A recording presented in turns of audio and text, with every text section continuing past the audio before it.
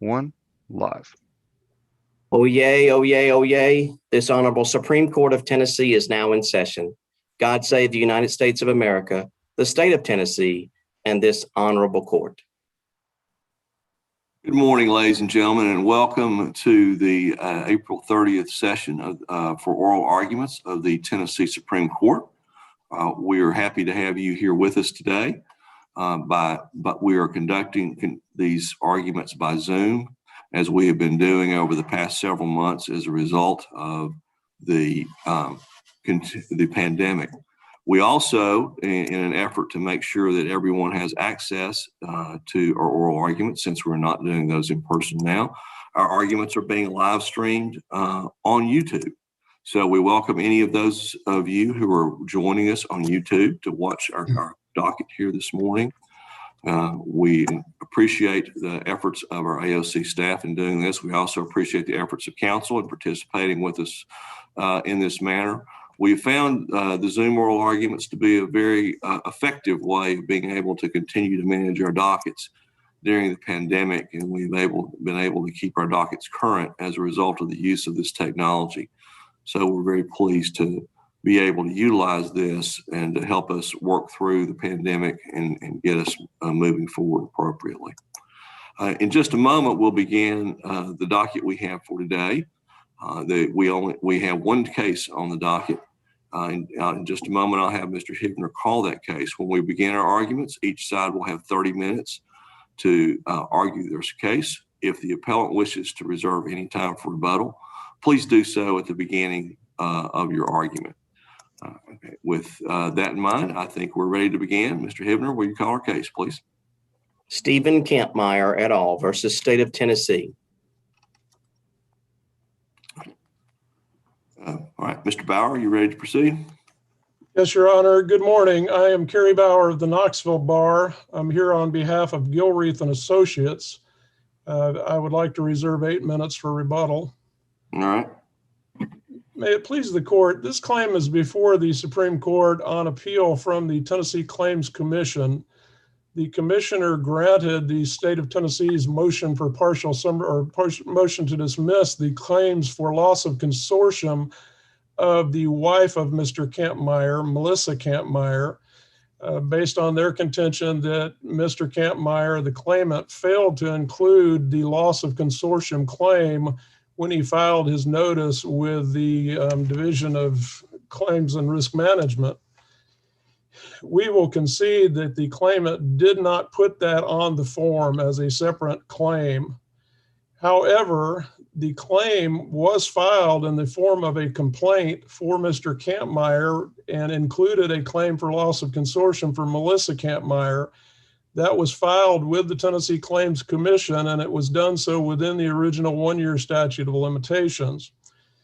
It's our contention that based on Hunter versus State, that served as notice to the Division of Claims and Risk Management, since the complaint as to Ms. Kampmeyer is not technically a complaint until it has been in front of the Division of Claims and Risk Management for a 90-day period to give them time to adequately investigate the claim. And so we think, based on the holding of Hunter versus State, which we believe is good law, that notice to the Claims Commission was notice to the Division of Claims and Risk Management, under the logic that in order for the the Tennessee Claims Commission to have exclusive jurisdiction under Tennessee Code Annotated 9-8-307, it must be true that the Division of Claims and Risk Management is an adjunct or an extension of the Tennessee Claims Commission. Notwithstanding— Mr. Bauer, this is Justice Lee. I have a question. Okay. The Hunter versus State case, 1993 Court of Appeals decision, does seem to be on all fours with your case. Factually, it seems to be the same, and the court in that case ruled in the plaintiff's favor. But the analysis in the Hunter case was rather brief, and it basically, as I read it, just seemed to be based on the fact that claims, when they're mistakenly filed with the Claims Commission, are usually forwarded to the Division of Claims the same day.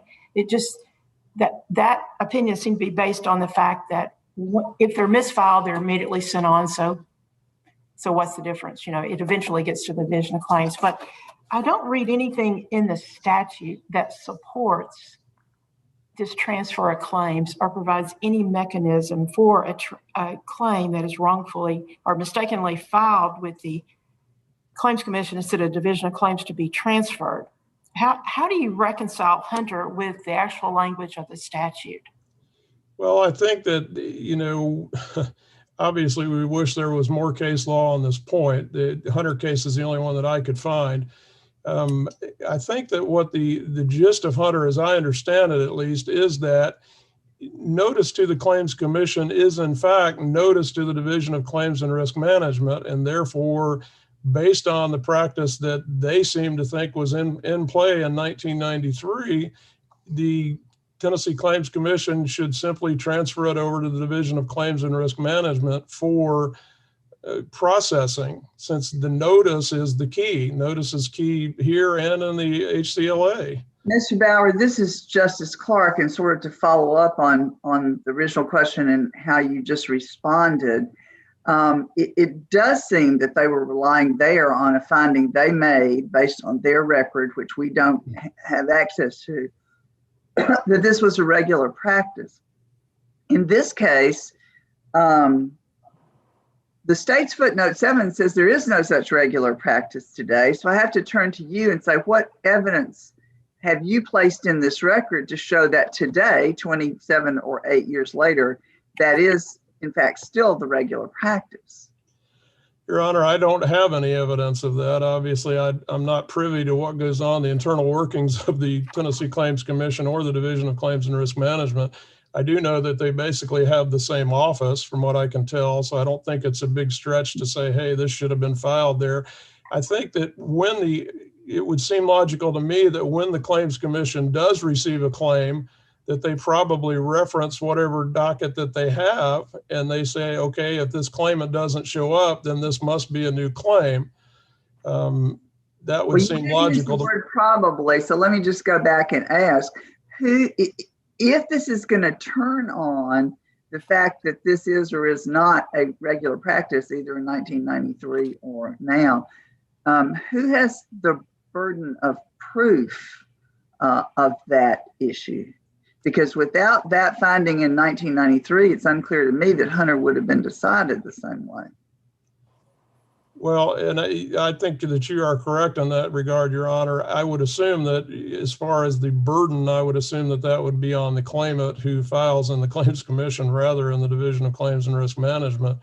I think that it's more fundamental as a question, and it's frankly quite equitable in its nature, is that, if a claim is timely filed, should the claimant be out because of a filing in a division of the same outfit? In other words, if the Claims Commission is just an adjunct or an extension of the Division of Claims, or vice versa. And so it's certainly an equitable argument to say, this is substantial justice. It sticks with the Supreme Court's longstanding practice of having claims heard on the merits and not on technicalities. Even under the Healthcare Liability Act, the state has argued vigorously that this is just like the HCLA. One of the key differences here, and maybe calls a little more for equity in this situation, is that if the same scenario had taken place under the Healthcare Liability Act, the plaintiff or the claimant would have the option of taking a non-suit and refiling it, fixing the notice issue and refiling it. A claimant against the state of Tennessee does not have that luxury because of the inapplicability of the savings statute, as I understand it. But doesn't that go back to Justice Lee's question? The legislature knows how to give alternatives in statutes if they want that. And in this case, there doesn't seem to be anything in the statute that allows a different option. I agree with that, Your Honor. I think that where we get to it is coming back to the idea that notice to the Claims Commission is, in fact, notice to the Division of Claims and Risk Management. It's not like a case. I'm Mr. sorry. Barr, this is Justice Page. I guess I'm having a problem also with, just like Justice Lee and Justice Clark, with the actual language of 98402A1. And we know that the state would have sovereign immunity here, except for the Claims Commission Act. We also know that when the state gives away sovereign immunity, that the statutes are to be strictly construed. You do agree with that premise, correct? I absolutely do, Your Honor, and I guess I think that this does not do any injustice to that principle. In other words, they are getting notice.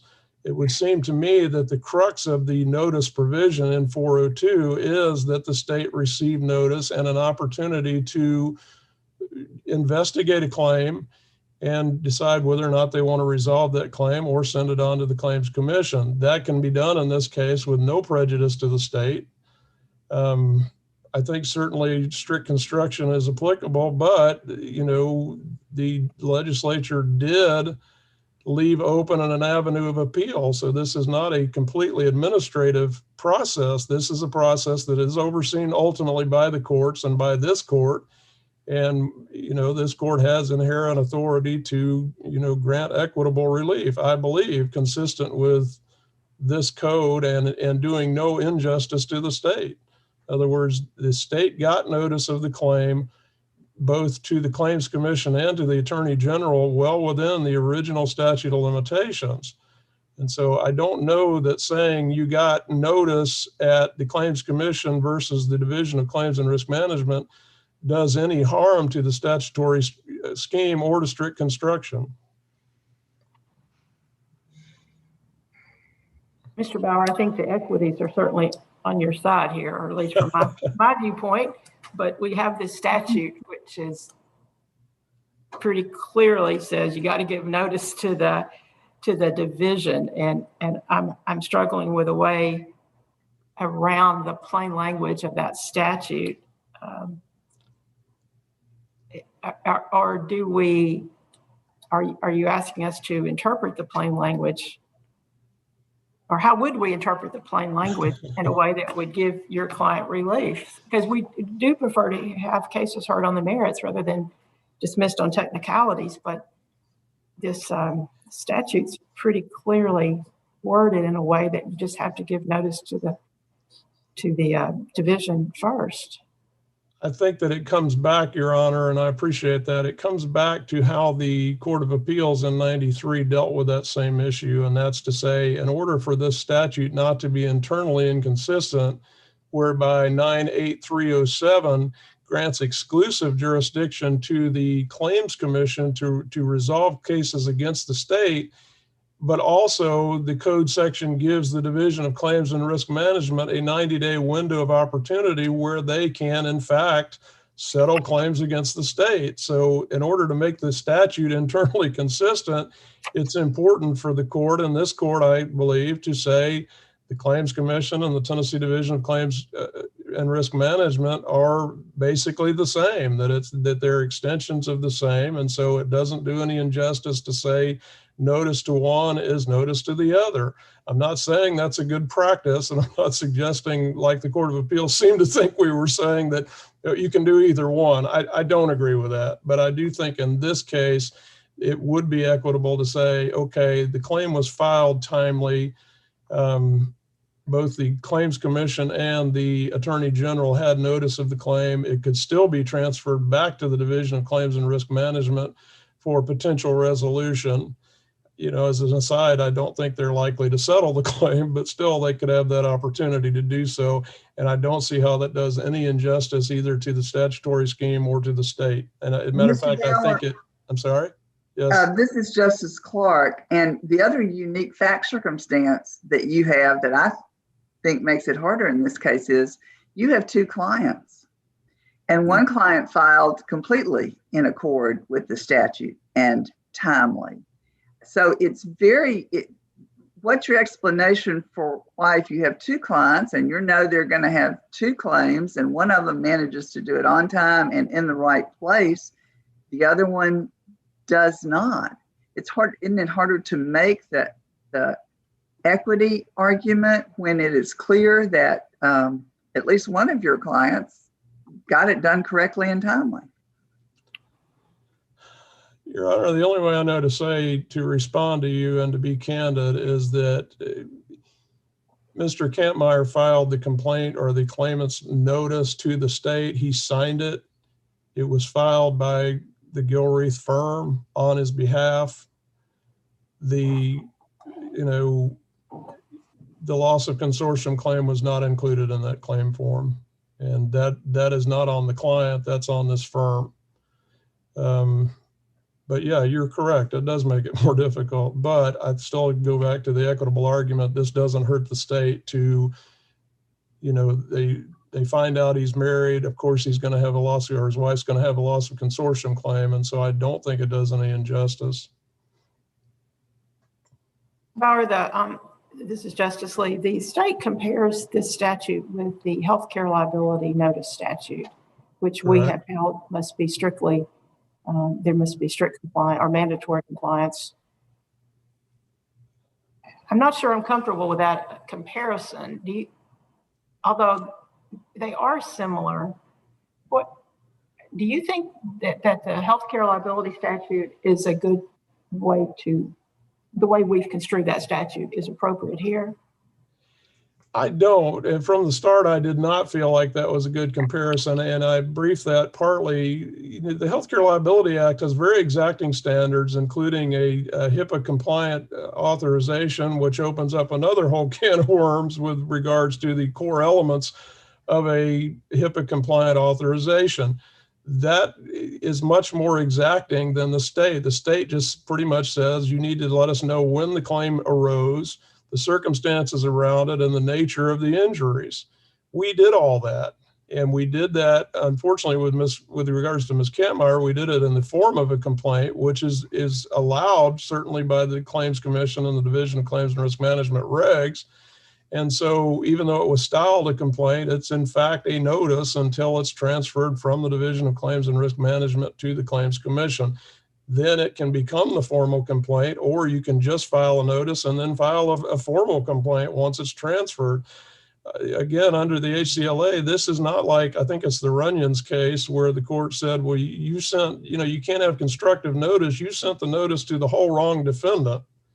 In this case, we sent the notice to the right defendant. There's only one defendant. We got it in the wrong division of that defendant, which again, Mr. Bauer, this is Justice Bivens. Along the same lines as Justice Lee was asking, given that we have strictly construed the Healthcare Liability Act in the past, isn't that analogous to the strict requirements that we have to follow when there is governmental immunity lifted, such as in this case?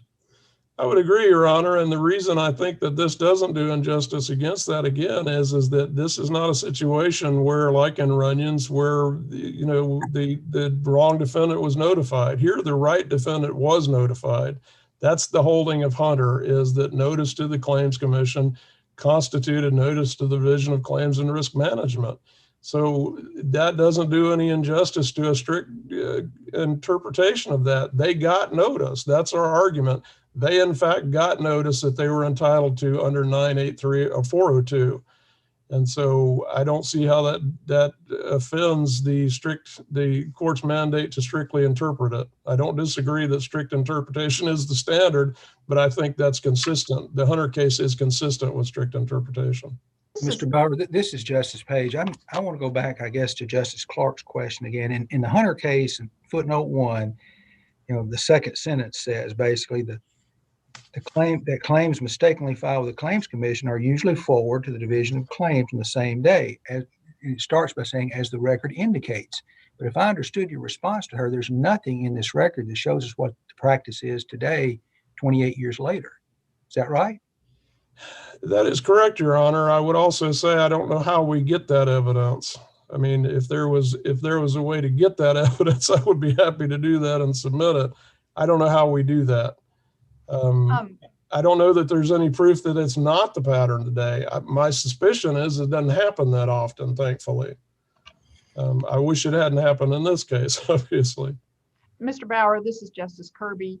I'd like to give you the opportunity to address the Moreno case that the Court of Appeals relied on.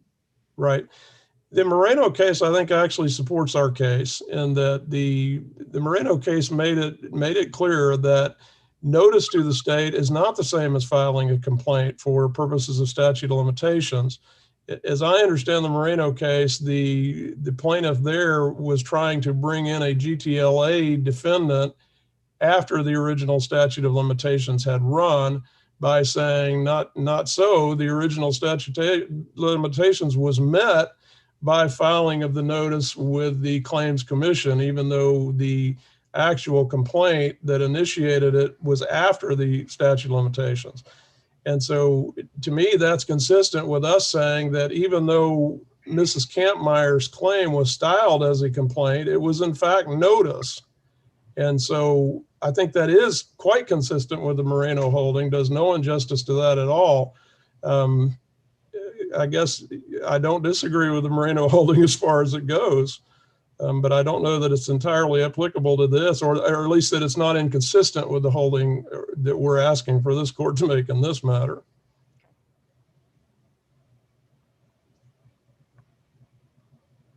If there's no further questions, I don't want to beat a dead horse, so I'm happy to pass at this point. All Mr. right. Bob, this is Justice Page. I do have one short question. Does it make any difference to our consideration that the Hunter case is unreported? Well, obviously, I think, this court's not bound ever by an intermediate court's opinion.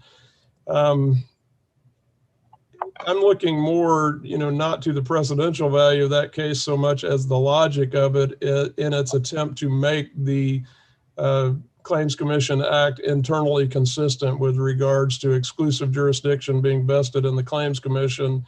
And the only way that can be true is if they're both sort of the same entity. Certainly, I would like to have an opinion of this court supporting me. I think the good thing about the Hunter versus State being the only case that I could find is that obviously this isn't something that happens often. So it's not something that plaintiff's counsel is routinely abusing the code. It's just simply a situation where we're asking for equity in this case. Certainly Mr. Kampmeyer was severely injured in this case. I don't think anybody will argue that Mrs. Kampmeyer hasn't suffered greatly as well as a result of that. And so we just asked the court to find that the Hunter case makes sense, that it does resolve what appears to be an internal inconsistency with the code, and it doesn't work any injustice to the state. All right. Thank you, Mr. Bauer. Thank you. All right. Ms. Murphy? Good morning. My name is Megan Murphy on behalf of the state of Tennessee. And we've talked a lot about the sovereign immunity aspect of this case, and we know that the state of Tennessee is immune from suit except in such manner and in such courts as our legislature has determined. We know in Tennessee, the Claims Commission Act was enacted to allow certain actions against the state, such as the action brought by Mr. Kampmeyer in this case. The act specifically lists the claims that are permissible against the state and explains very specifically how the claims are to be presented. It requires that very clearly any party bringing a claim against the state must give written notice of the claim to the Division of Claims and Risk Management as a condition precedent to recovery.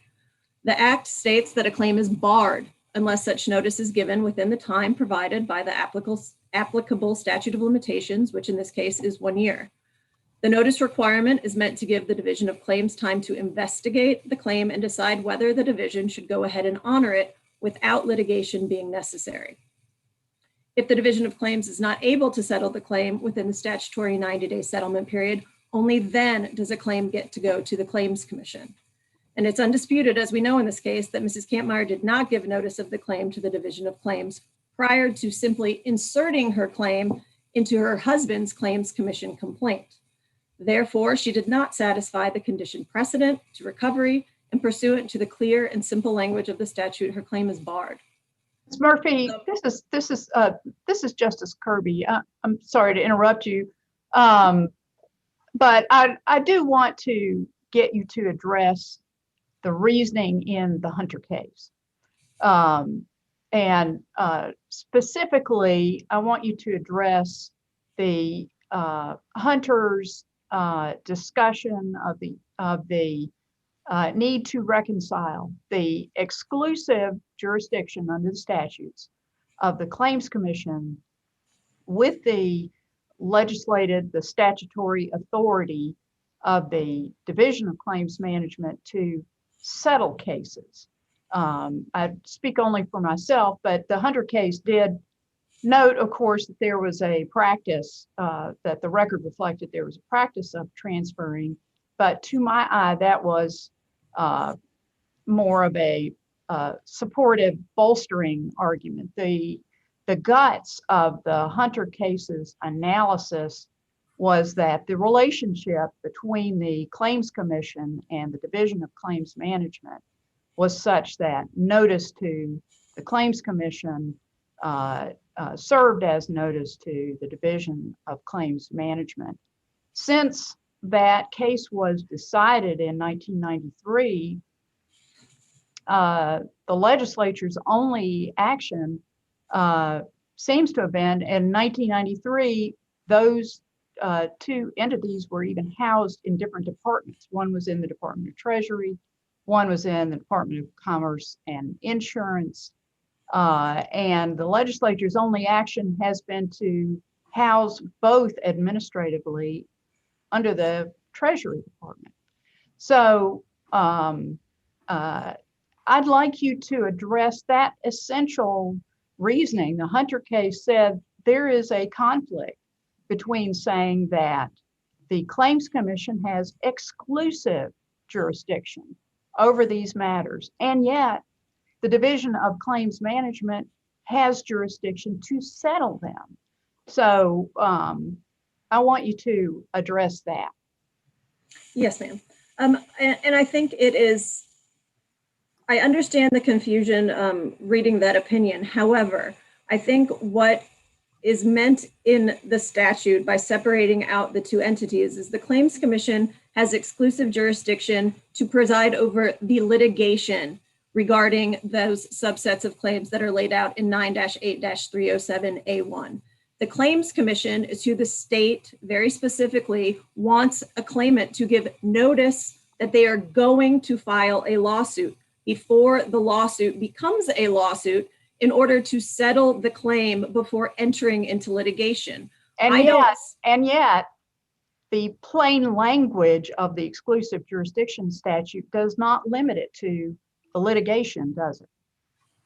Well, I think that it does, because you have to give the notice of the claim specifically to the Division of Claims to settle prior to litigation. So while it may not be contained in the Claims Commission exclusive jurisdiction language, I think you can read it from the Division of Claims language in the statute, that they are the ones who are supposed to receive the notice of the claim prior to a claim being filed, prior to the litigation beginning. Well, I will note much has been made of the fact that there's been no intervening case. And might the explanation be that the Hunter case has been honored in that regard? And this is the only one where it became a problem. The legislature's only action after Hunter was to take both of them and put them together in the Treasury Department. So what do we make of that? Well, I don't think that means that they are the same entity and that their responsibilities or their... The Hunter case does not say that they are the same entity. It does say that they are sufficiently related. And there's no question but that there is a relationship between the two. If the Division of Claims and Management is taking notice of the same claim and making a decision about whether to settle it and then transferring it to the Claims Commission, both are administered within the Treasury Department. It's obvious that you explain it to me, explain the relationship between the two, but it looks like there is a relationship of some kind, and that's what the Hunter case was relying on. Well, I cannot deny that there's a relationship between the two entities, and they do work together, daily, regularly. They do pursuant to the statute, the Division of Claims transfers certain matters to the Claims Commission. There is nothing in the statute that allows the Claims Commission to transfer anything to the Division of Claims. Of course, they are part of the same department at this time, and according to the statute, which sets out separate activities, responsibilities for each, I think what we are missing from just focusing on Hunter is this court's decision in Moreno in 2015, in which this court recognized that while these two entities may have a very close working relationship, they have very different functions. And the function given to the Division of Claims specifically was to look at these claims and try to settle them prior to litigation. So how does Moreno control this situation then? I think while maybe not controlling the situation overall, I think it clarifies that while Hunter found that the Division of Claims was just, I believed it said, an adjunct of the Claims Commission, and notice given to the Claims Commission, fine, because it's an adjunct, it's sufficient to be noticed to the Division of Claims. What Moreno said is that no, these are two separate and distinct entities, and they were purposefully. I have to say, with respect, I'm not sure that Moreno. It described the functions of both and how they worked together in sequence. Certainly didn't mention Hunter, and didn't distinguish, didn't indicate that Hunter was wrong in any way. At most, it talked about the fact that a notice and complaint serve different functions, but in a way that is the converse of this situation. A complaint is bigger and more detailed than a notice, and the essentials of a notice certainly could be contained within a complaint, but the reverse is not true. A notice is not the same, is not going to have the same qualities as a complaint, and that's what Moreno focused on. So I'm not sure whether you might not be overstating. Do you think? I think I was more trying to more make the point about Moreno's discussion of the purposefully delineated functions of the two entities. Not that it overruled Hunter or mentioned Hunter or specifically was addressing Hunter. Okay. But while Hunter essentially equated them as being sort of the same, or one's just a part of the other, what Moreno did was explained their purposefully delineated functions and that they do serve different purposes. But Murphy, this is Justice Clark, and following up on Justice Kirby, don't we have to look at the context of the fact situation in Moreno? The court made that statement in the context of deciding what was a proper comparative fault complaint in order to consider adding in other parties, including a party not governed by the Claims Commission, the city of Clarksville, which then got into the Governmental Tort Liability Act. So the entire context of that general statement was, I'm not sure even how it becomes applicable here. You'll need to help me a little bit more as you were helping Justice Kirby. And I think it was I apologize for making it sound like it was overruling Hunter. I think what I was using Moreno to signify is just that it has been recognized after Hunter that apart from the adjunct language, the Division of Claims, it makes it sound like the Division of Claims is just a little part of the Claims Commission, and it's not. And what the Moreno case did, apart from it was this, the statute of limitations and the comparative fault statute, it had a different subject matter leading up to the decision. The language that I think is helpful in this case is just explaining that the Division of Claims is not just part of the Claims Commission. They are not intertwined in that way. They have specific functions that they're each given, and they both serve important, distinct functions. Well, Ms. Murphy, with all due respect, that was not the crux of the Moreno case. That arguably was just dicta. Isn't the Hunter case the only case we have in Tennessee currently that discusses a claim filed with the Claims Commission, not the Division of Claims? And the state And the court in that case said, yeah, if you file it with the Claims Commission, they can transfer it back to the division. And the state in 1993 did not appeal that decision. So presumably they thought the Court of Appeals made the correct decision in that case. Right? And I mean, is that how it works? I mean, I could say that that could be the case. There are a number of, I do not, in my position, decide what the state gets to appeal to the Supreme Court, but I think that that could be, absolutely, that could be a reason. And in your brief, I really saw, Hunter was referenced in a footnote. I saw no attempt to distinguish Hunter, to discredit Hunter, to say it's bad law. Yet it seems to be directly on point. And here today, I've not heard you talk about anything in Hunter that would lead me to conclude it's bad law and should be overruled. So what is wrong with the Hunter case? Where did the court go wrong? Or did they? Well, I think two things. I think in the Hunter case, as Justice Clark had discussed when Mr. Bauer was arguing, in that case, there was evidence that the Claims Commission transferred claims that had been misfiled in the Claims Commission to the Division of Claims. And I think it said, and it usually occurs in one day. That is not the case in this case. There is no evidence that— Is there any evidence, this is Justice Kirby, is there any evidence otherwise? Is there any evidence one way or the other? Did the state put into the record evidence that there is no such practice? The evidence that is in the record is that the Claims Commission did not, in fact, transfer the claim.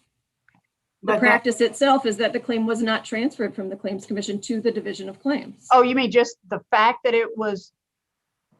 Wait, yes, okay. That the Claims Commission, is that the evidence you're relying on, just whether it was transferred in this case? Is that the only evidence? I think the fact that in this case it was not transferred is evidence that it is not the practice of the Claims Commission today to do so in cases when somebody mistakenly files their claim.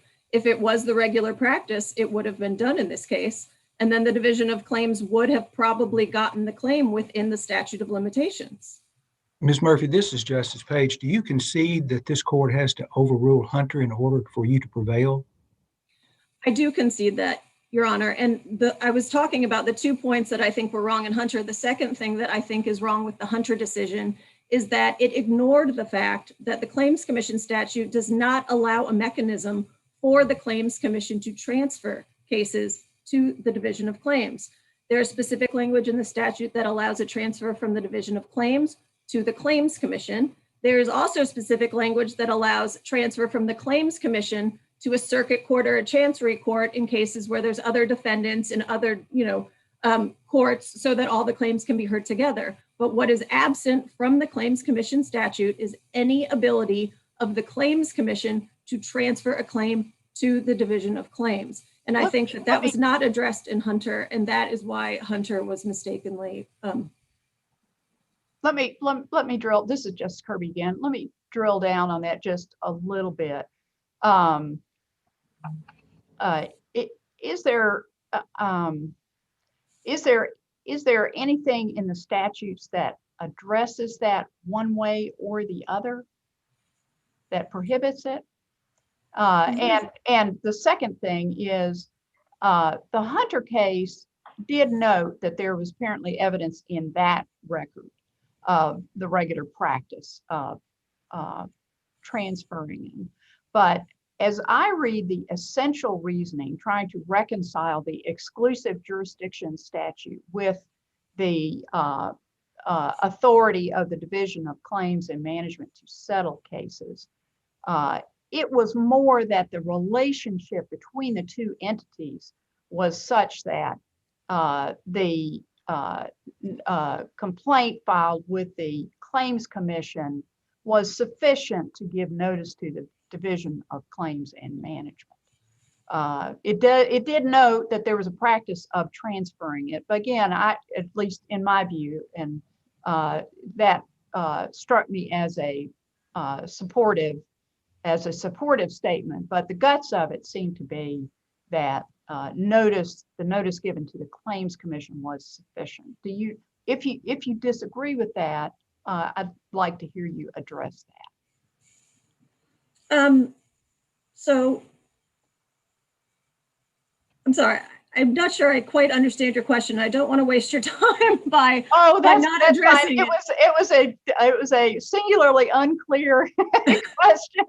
It was more, and it was really more me giving you my read of Hunter at this point, and giving you space to disagree and tell me respectfully, Your Honor, I think you're wrong, and here's why. And I always want to give lawyers the opportunity to first know how I'm thinking about it, and then the opportunity to push back and say, respectfully, you are just wrong, and here's why.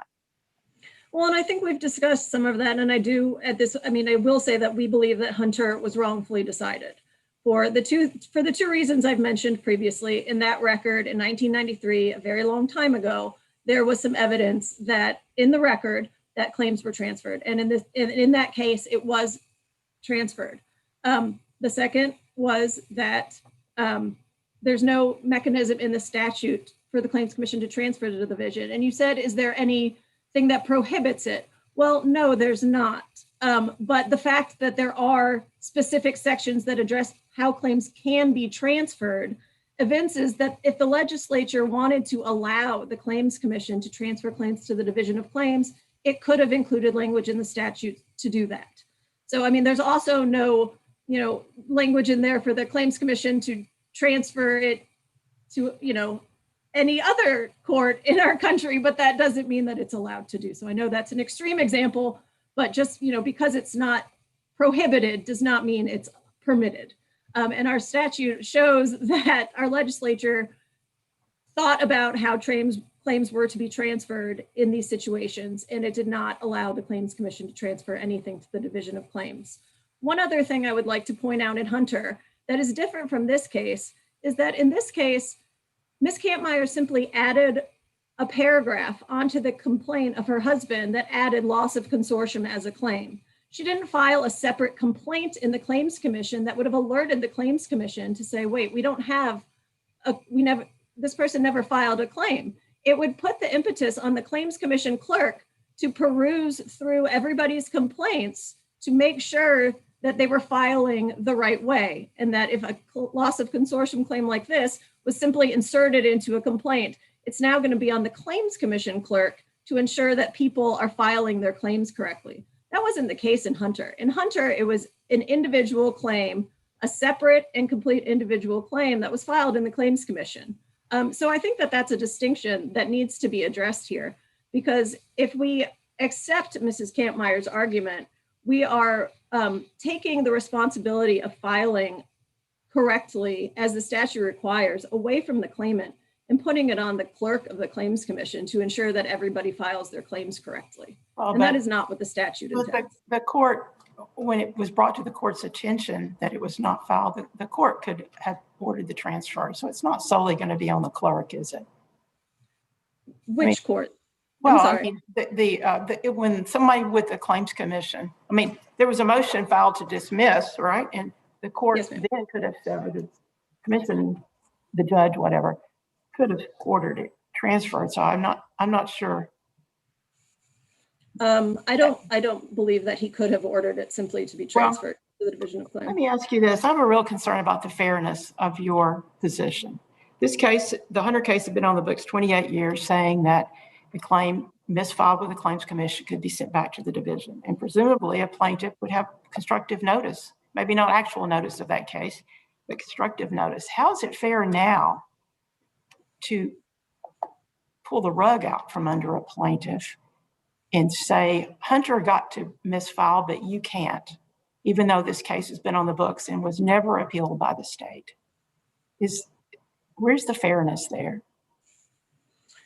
I definitely understand the equity argument, and frankly, it's hard to argue against that. But what I can say is that argument ignores the fact that this is a case against the state of Tennessee, and the state has identified the claims that can be brought against it, and it's very specific in the Claims Commission Act how those claims are to be initiated. And how will the state be prejudiced by allowing this to happen? The state had notice of the accident All the details of the accident were included in the first notice. This is purely a derivative claim.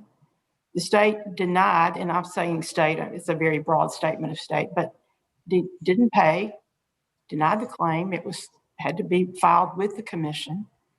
And the consortium claim is purely derivative. So how is the state deprived or harmed in any way by letting this proceed? Well, the loss of consortium claim is derivative of Mr. Kampmeyer's claim, but the state did not get notice of all of the claims in this case prior to the Claims Commission getting the loss of consortium claim. The notice requirement for the division of claims states. Are you saying the state could have gotten notice of her claim early on and said, oh, we want to pay this consortium claim, but not the other? Yes. I've never heard of that happening. Does that happen? I can't say it's happened in one of my cases. I can't say that it hasn't happened. But the notice requirement requires that each party give notice of their claims. So Mr. Kampmeyer's notice given to the Division of Claims did not contain all of the claims in this case. It did not contain any claim of Mrs. Kampmeyer, which was required by the statute. Thank you. And just to address the Healthcare Liability Act, I think in researching this case, it just came to my attention the similarities between the language in the statutes. Not only are both of the notice requirements in those two statutes, and those are the ones that pop up when you're doing your legal research. So that's why we're talking about the Healthcare Liability Act. It has a pre-suit notice requirement. Not only is the purpose the same as I think it was the Foster case versus Childs in 2015, where this court talked about the reason for the pre-suit notice and to give the defendant an opportunity to investigate and settle the case prior to litigation. And then we've talked about the Moreno case, and like Mr. Bauer said, I don't want to beat a dead horse, but this court did address that part of the purpose of the DCA notice to the Division of Claims is to allow the state to investigate and honor or deny claims prior to litigation. Not only were they presented with the same purpose or have been interpreted to have the same purpose, the language of the pre-suit notice requirements is starkly similar. And in the cases interpreting the notice requirements of the Healthcare Liability Act, this court has said that those requirements must be strictly construed, and that indirect and constructive notice is not sufficient, that indirect and constructive notice cannot be read into the statute. And in this case, I would argue that strict construction is, if not equally, more applicable here because we're dealing with taking away the sovereign immunity of the state. The state has indicated how these claims are to be brought. It's specific in its language. It uses shall file notice with the Division of Claims, and it states that this is a condition precedent. This is very specific language. And I do not think that the statute allows indirect or constructive notice similar to the Healthcare Liability Act. And based on the foregoing and the state's submitted brief, I would ask that you uphold the Court of Appeals decision in this case. Thank you, Ms. Murphy. Mr. Bauer, on your rebuttal.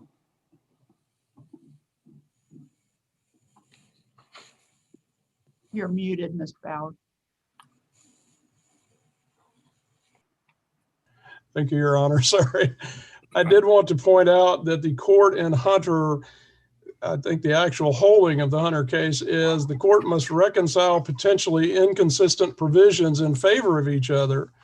In order for us to construe these two provisions without conflict, we are compelled to find that the Division of Claims Administration, although from a different department of the state, is but an extension or adjunct of the Claims Commission. The legislature's only response to that, as I think Justice Lee pointed out, was to combine those two into the same department. So I think that could be interpreted as sort of an acquiescence in the Hunter holding. Well, let's talk for a moment about the Hunter holding and okay. whether its reasoning actually holds up. Sure. I mean, how is it not a appropriate to interpret those statutes as simply giving the Claims Commission exclusive jurisdiction as a court would over a complaint, over the actual litigation regarding the dispute between the state and the parties. But I mean, in other words, is it really sort of a manufactured conflict between those two statutes? That was the Hunter Court's reasoning, but are they really in conflict? Not the way the Hunter Court interpreted them would be my answer. Well, obviously we are not bound by it, so we have to look at the quality of that reason. I understand. Is it a real conflict or is it not?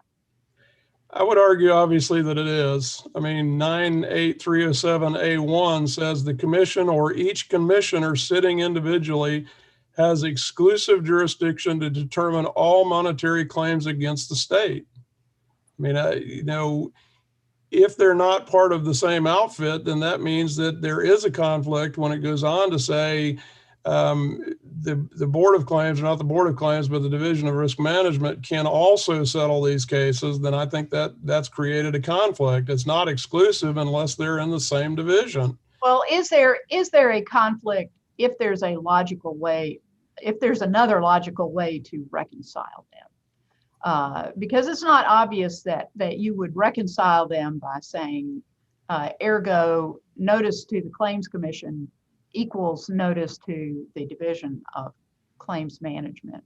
The alternate way is to say the Division of Claims Management can look into settling it, but that's all it can do. And the Claims Commission has original jurisdiction as opposed to a court of law, for example. I guess that would come down to the court's interpretation of the phrase to jurisdiction to determine all monetary claims. I think that the Court of Appeals got it right. I think that they said, here's a way to do this that does no injustice to either a claimant or to the state of Tennessee. I alluded to this in my brief, 98402A5, I contend does evince a legislative intent to not dismiss a timely filed claim just because it was filed in front of the Claims Commission rather than the Board of Claims. So I don't think it's any stretch for this court to say, you know what, if you file a typical tort claim in the Division of Claims or in front of the Claims Commission, it should just simply be reviewed by the Board of Claims first or by the Division of Risk Management. But the Board of Claims handles matters of a different nature, right? I we agree have with you. confusing names of entities here, but the Board of Claims handles really matters that have a different nature, right? I completely.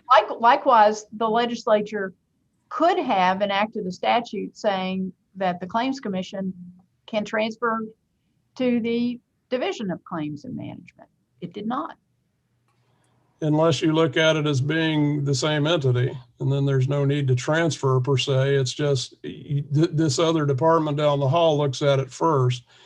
My point is simply with that, I think that the legislature, when they drafted this stuff, said, we don't want somebody to get kicked out who inadvertently files their claim in the Claims Commission, presumably timely files it in the Claims Commission, thinking they're doing it at the right place, and then finds out, oh, you should have done this in front of the Board of Claims.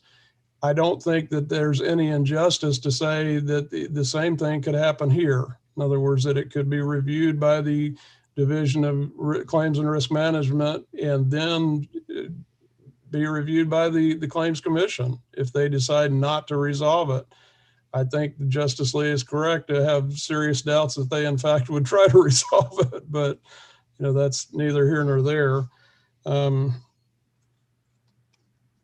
There was one other point I wanted to make. I guess with regards to the HCLA, I think that we're not arguing here that the state got constructive notice. We're arguing they got actual notice by virtue of receiving the complaint in the Claims Commission and the Attorney General being copied on that complaint well within the statute of limitations. So again, that's unlike Runyon's where the wrong defendant was notified of the potential claim coming. I think also that there's, I think at least a difference between a doctor or a lawyer being sued for malpractice and wanting to receive notice before that happens, because quite frankly, you know, we do a fair amount of med mal in this office, and we have sent notice letters and had doctors contact us or through their attorney to say, hey, here's why you're wrong. Here's why you shouldn't sue us. And there have been instances where we went back to our experts and they said, yeah, that's a good point. And we didn't bring the suit. That's a little different, even with a lawyer who would like an opportunity to explain before a complaint comes. We don't get that notice, unfortunately, but you know, where you could say, hey, have you considered this? And there's a reputational interest to be protected by a doctor or a lawyer.